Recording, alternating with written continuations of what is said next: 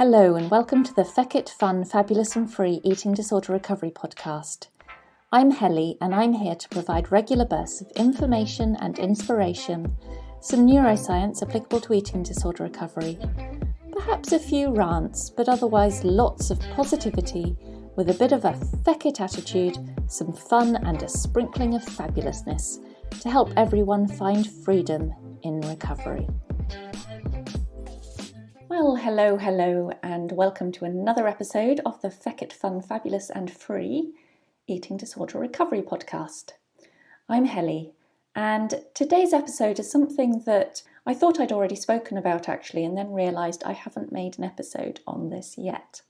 And that is about the metabolism, your body's metabolism, and what happens to your metabolism when you're overcoming a restrictive eating disorder.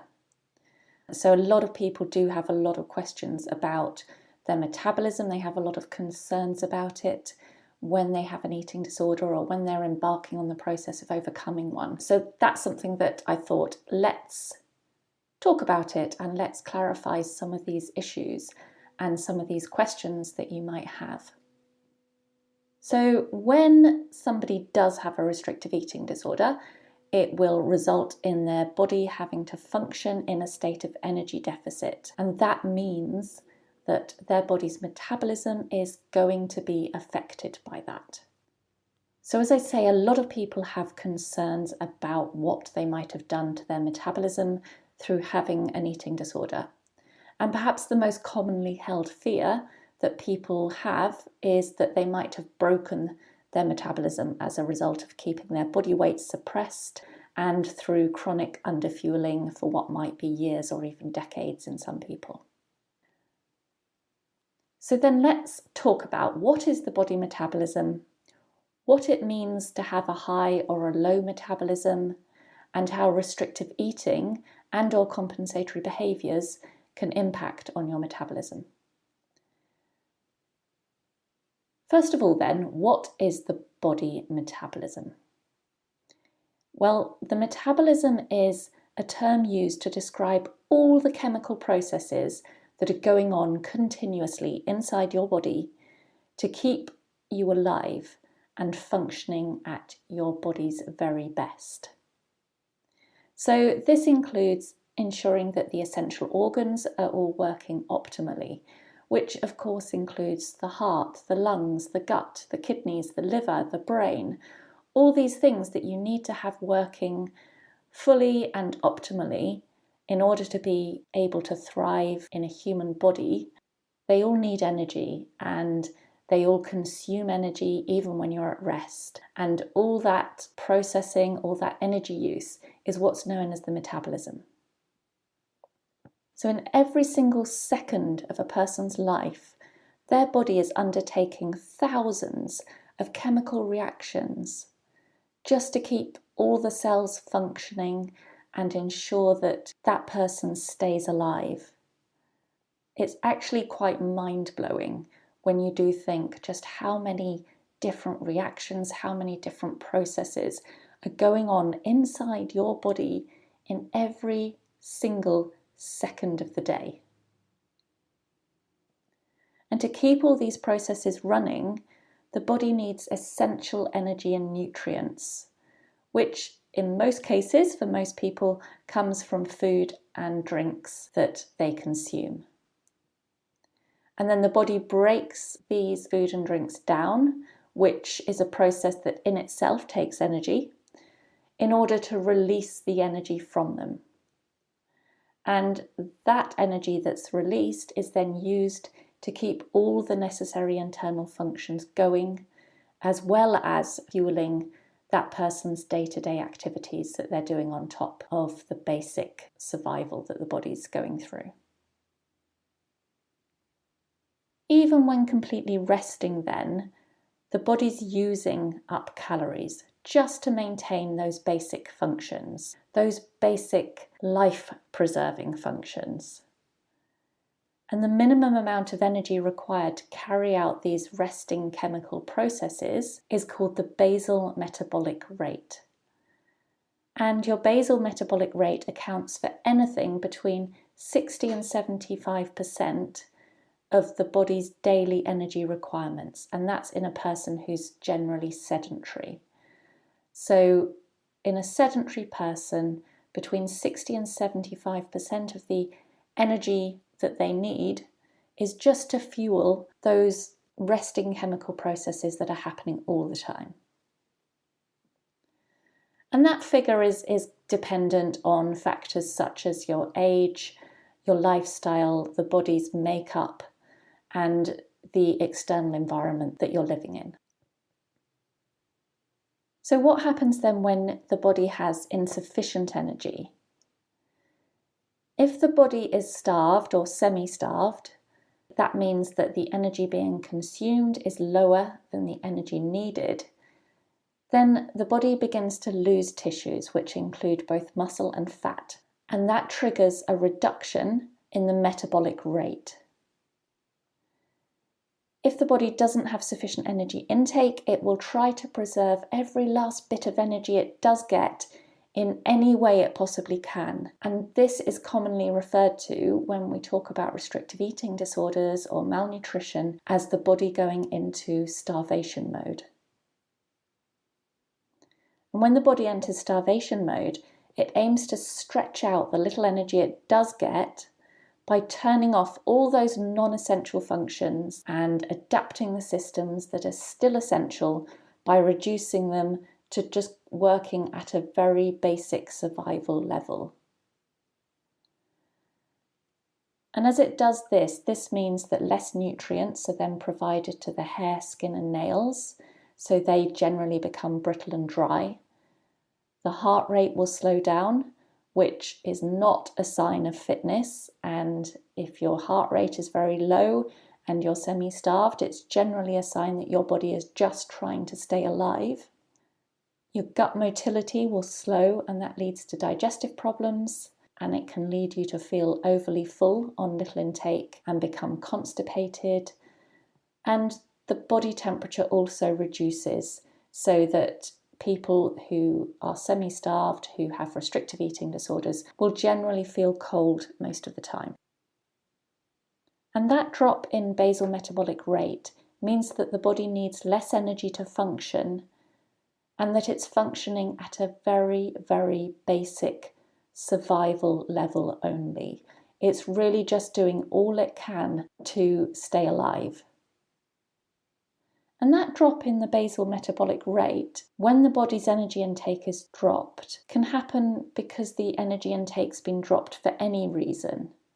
So with restrictive eating disorders, your basal metabolic rate will drop because you're eating restrictively or you're compensating for eating by purging or other compensatory behaviours. But the same reduction in metabolism also occurs when people drop their energy intake for other reasons.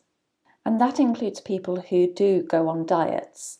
And it's this metabolic change that explains why people who do diet are often seen to initially lose weight quite quickly, because this happens while their metabolism is still at a normal level.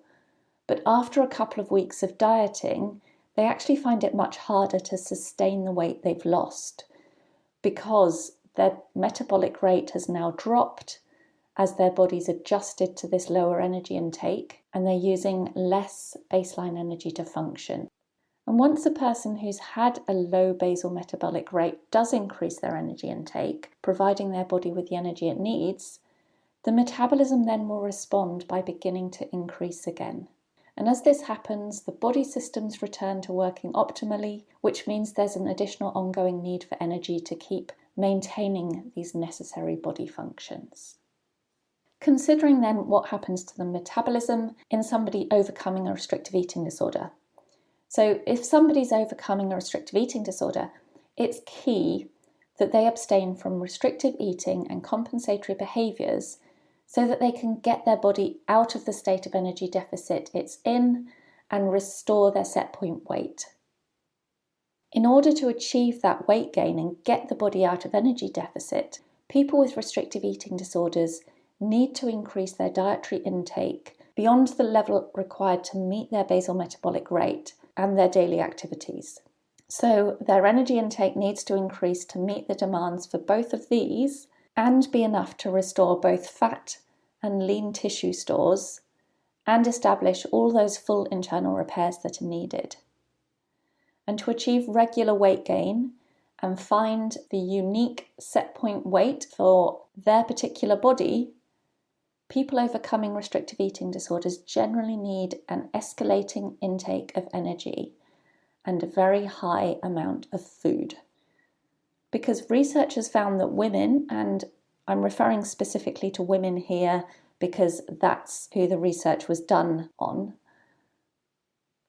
women who have restrictive eating disorders tend not to gain weight for very long if they're fed the energy requirements of healthy adult women who've never had an eating disorder.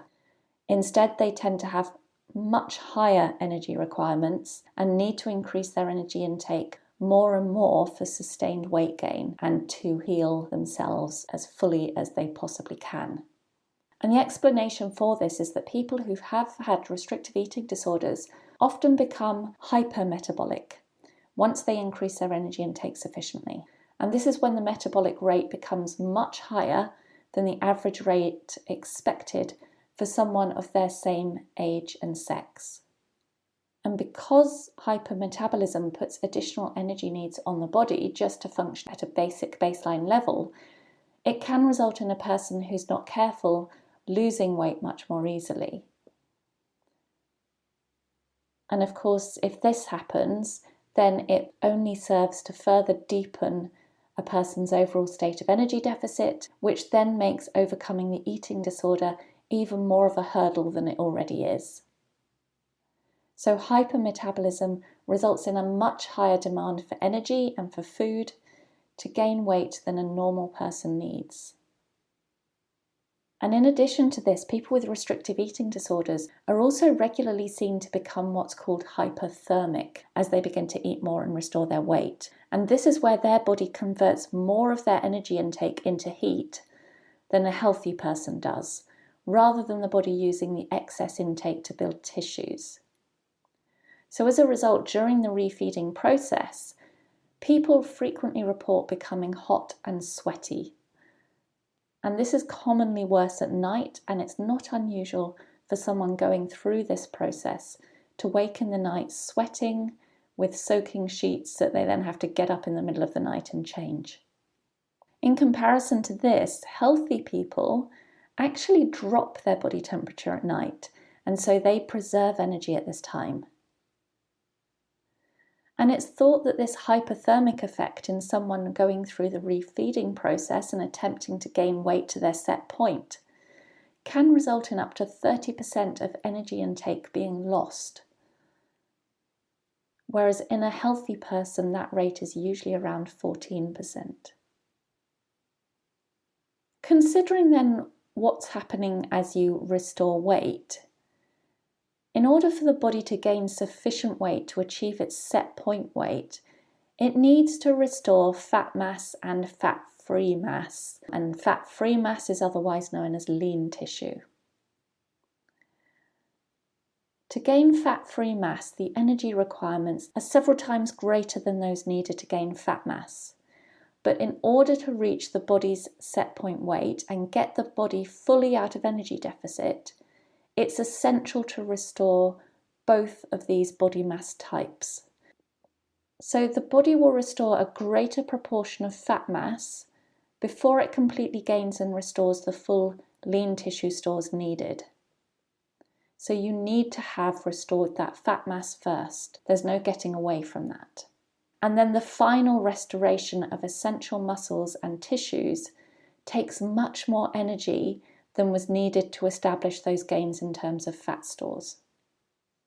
And this means that this critical late stage of weight restoration and completely pulling the body out of energy deficit can be even harder because it needs even more energy to achieve the same rates of weight gain that were made earlier in the weight restoration process.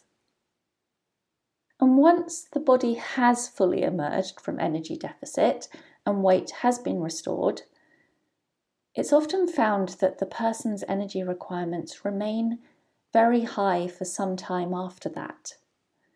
People who are overcoming restrictive eating disorders can be very energy inefficient and need higher calorie intakes when compared to a healthy person for quite some period of time.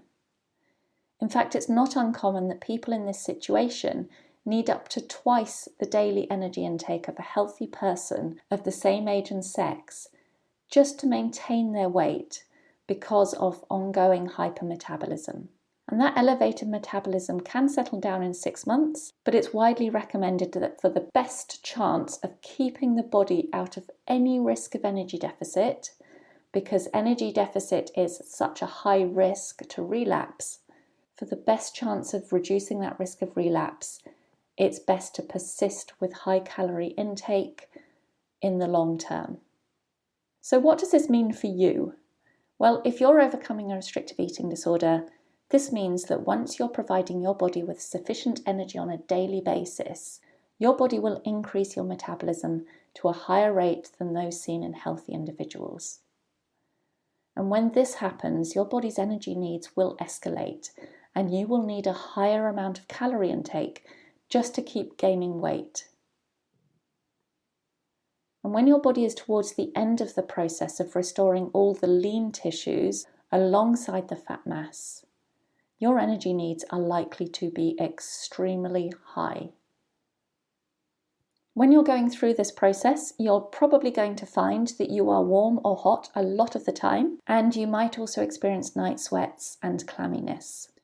You might well notice a rise in your heart rate, but over time you should also start to notice things like your nails, hair and skin becoming healthier, and some of the really positive signs of a body that's starting to function at a more optimal level again. Once you've fully weight restored, and that means restoring to your set point weight, probably going into a form of overshoot in order to achieve that, the level of intake you need each day to maintain your weight and prevent your body from re-entering a state of energy deficit is likely to be significantly higher than healthy adults of the same age and sex as you. And this higher energy need could continue for a significant amount of time. And therefore you need to eat without any restriction, which means a lot of food to escape energy deficit and let your body restore. And you need to keep eating without any restriction and a lot of food into your future. So finally then, let's address the elephant in the room. Let's address the fear that many people have, which is whether their metabolism is broken. What if they have been gaining weight while still restricting or still compensating through exercise or other means? What if they are already at a healthy weight but still suppressing their true natural size and continuing to restrict? Has this ongoing suppression of the metabolism left that metabolism now incapable of repair? Happily, the answer to this is that the metabolism is not broken. You can't break your metabolism, but it might just need a bit of TLC to get back on track. If you've been continuing to restrict your intake and/or exercise, but done so to a lesser extent so that you have gained some weight, it's likely that your body metabolism has remained in starvation mode to preserve the precious energy that it was being given. So your body was ultimately using the small amount of surplus energy it did receive to build some emergency energy stores as fat, because it recognized that there was a risk of food becoming scarce once again. So therefore it kept the overall metabolism turned down, as it didn't feel confident enough to speed the metabolism up when supplies coming in were still lower than it would like, as those low supplies coming in just continued to indicate to the brain and body that it was still in an environment of food scarcity. But if that's your situation, you can still turn this around. You just need to get really brave and start eating more now and break the ongoing restriction. Give your body the amount of energy it needs and stop compensating for what you are eating. Do this and your body will respond. It doesn't matter what weight your body is at now. If you've gained weight already, it doesn't matter. Eat more now, and your body can then learn to trust that fuel is in sufficient supply and that it can afford to work at an optimal level. And as a result, your metabolism will respond and it will speed up. Stay consistent with your eating and energy intake without compensating, and your metabolism will heal and your weight will naturally settle back at your genetic set point. And when it does that, your body will then fight to maintain it. So I hope that's answered some of your questions about the body metabolism, whether you've broken your metabolism, whether your metabolism might be high or low at the moment, and how to maintain a good metabolism as you go through the weight restoration process, as you overcome the eating disorder and into your future life. If there's any episodes that you'd like me to make in future, then please let me know and contact me through my website. Or if you want to know more about me, then you'll find that on hellybarnes.com. And otherwise, I'll speak to you very soon. Bye. Thank you for listening to the Feck It Fun, Fabulous and Free Eating Disorder Recovery podcast. Don't forget, eating disorder recovery doesn't have to be boring and doesn't have to be serious. Now go and grab yourself some food and have a fabulous rest of the day.